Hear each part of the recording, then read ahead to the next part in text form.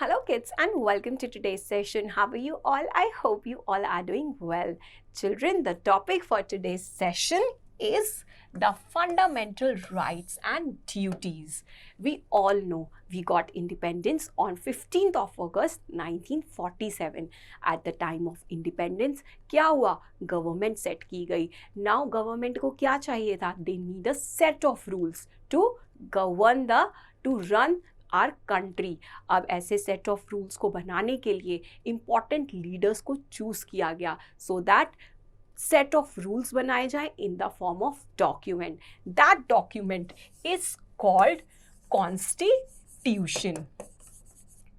Constitution बनाने के लिए एक ड्राफ्टिंग कमेटी बनाई गई जिसको किसने हेड किया? Father of constitution, yes, doctor B R. Ambedkar. उसमें बहुत सारे अदर मेंबर्स भी थे. इस कमेटी को बनाया गया by the Indian constitute assembly.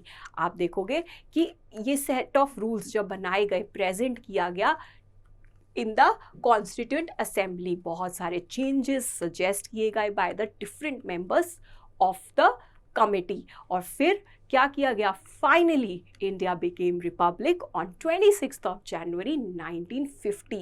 That's why हम एवरी ईयर 26 जनवरी को एज आर रिपब्लिक डे बनाते हैं.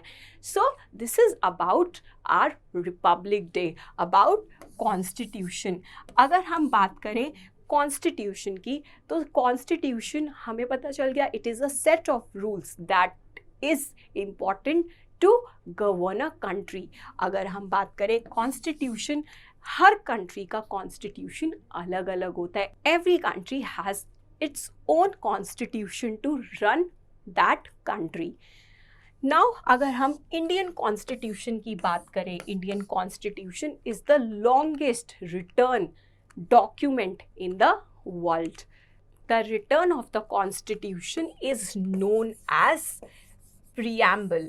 अगर हम preamble की बात करें, preamble क्या define करता है? It gives the introduction of India. It is the introduction of the constitution. Starting में जब introduction दिया गया है constitution के, in which India को define किया गया है. It describes India as a socialist, sovereign, secular and democratic republic. अगर हम sovereign की बात करें तो sovereign means supreme. इसमें बताया गया है, इंडिया को describe किया गया है as sovereign to know that it is free from the control of any other country. Next बताया गया है socialist, that refers to equality. हमारे कॉन्स्टिट्यूशन ने हमें क्या दिया है? इक्वालिटी दिया है, that every person, every citizen has equal rights, duties and principles irrespective of their caste, creed and community. Next, secular. Secular means India has no state religion. कोई भी religion, different people can follow different religions in India, but as a country, India has no religion.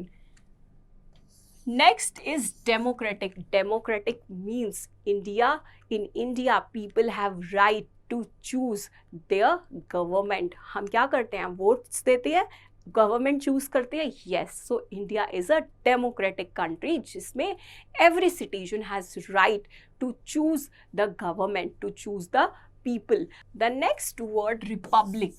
Republic suggests that the head of the state is elected by the people for a fixed nurture.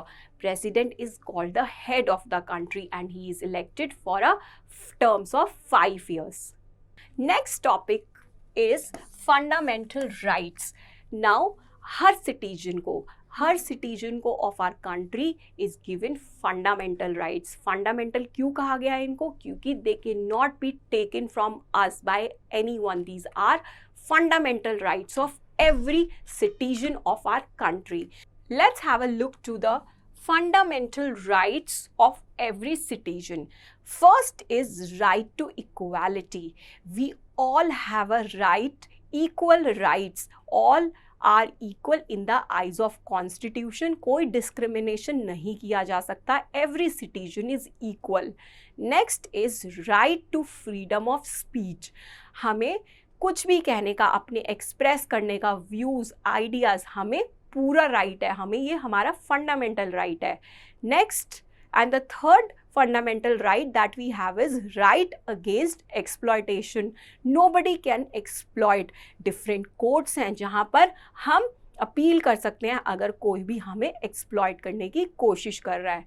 Next right that we have is right to follow the religion of choice. हर इंसान को, हर जो भी यहाँ पर citizen है उसको right है, वो फ्री है टू चूज़ एनी रिलीजन, और वो किसी भी प्लेस ऑफ वर्शिप पर जा सकता है. उस पर कोई भी कंपल्शन नहीं होगी to choose any religion. He can choose the religion of his choice. Next fundamental right that we have is cultural and educational right. We have educational rights, we have cultural rights. Nobody can take these rights from us. Next and the last fundamental right that we have is right to constitutional remedies. So children, these are the 6 fundamental rights that are given to each and every citizen of India. Next we have, these were the fundamental rights. Now we have fundamental duties. हमारे constitution ने हमें fundamental rights भी दिया, but साथ साथ there are some duties that are listed down in the constitution. We must all follow our duties as a citizen of India. So the first duty that we have is we must all respect our constitutions and its principle. हमें कभी भी उन्हें disobey नहीं करना चाहिए. The next right that we have is we all must respect our national flag and national anthem. हमने यहाँ पे तिरंगे का और हमारे नेशनल एंथम को हमेशा रिस्पेक्ट करना चाहिए. The third fundamental duty that we have is all people of the country should live in peace and unity. आपको हमेशा हमें unity, there is diversity in the people, diversity, land of diversity India को कहा जाता है, but हमारी ये fundamental duty है to live in peace and be united. हमें क्या करना चाहिए? नेक्स्ट फंडामेंटल ड्यूटी हमारी क्या है? हमें हमेशा अपनी गवर्नमेंट को हेल्प करना चाहिए इन टाइम्स ऑफ डेंजर. कोई भी प्रॉब्लम है या कुछ भी है, हमें हमेशा अपनी गवर्नमेंट को हेल्प करना चाहिए.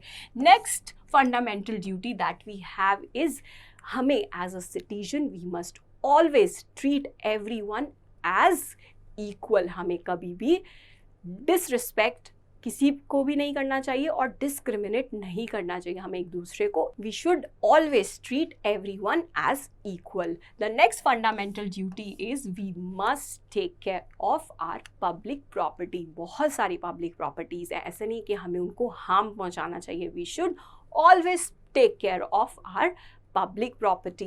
The next duty is we should protect our environment. हमें हमेशा अपने environment को, अपनी surrounding को क्लीन रखना चाहिए, उनको प्रोटेक्ट करना चाहिए, और ऐसा कोई भी चीज़ नहीं करनी चाहिए जिससे हमारे एनवायरनमेंट को नुकसान पहुँचे.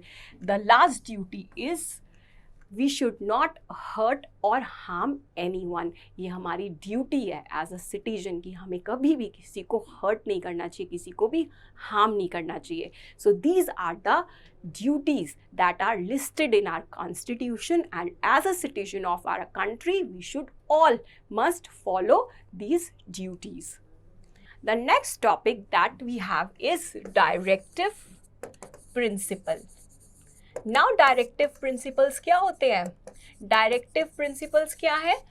Some guidelines are also listed in our constitution that are known as directive principle. सबसे पहला क्या है? ये एश्योर किया गया है बाय द गवर्नमेंट कि every people, every person, every citizen should be provided with all the basic facilities, जैसे फूड हो गया, शेल्टर हो गया और मेडिकल केयर हो गया. Second directive principle that the constitution is assure of is everyone should have a job. अगर सबके पास जॉब होगी तो क्या होगा? डेवलपमेंट ऑफ द country होगी. So the constitution assured that everyone has a job.